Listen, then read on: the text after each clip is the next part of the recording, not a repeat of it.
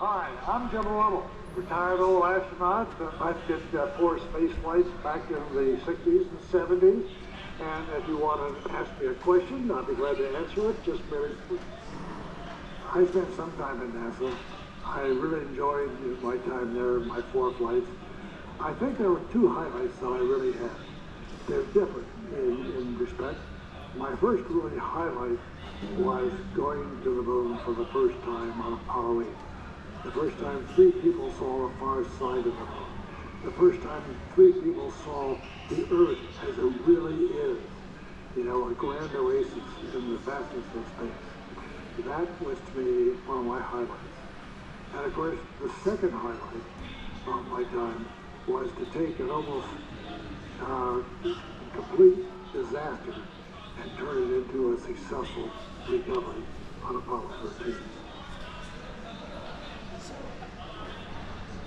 On the landing of Apollo 13, when we got on board the aircraft carrier, we looked at each other, we brushed ourselves off, and we said, we're still alive. And I think it was Jack Swiken who said, you know, we ought to write a book about this.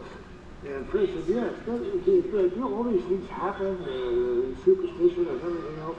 We ought to write a book about it.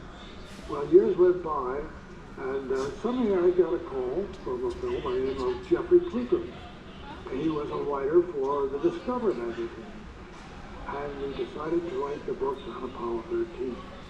And we had only finished 1 chapter when our agent was sent the 1 chapter in the synopsis of this book out to various movie producers, and one of them was Ron Howard.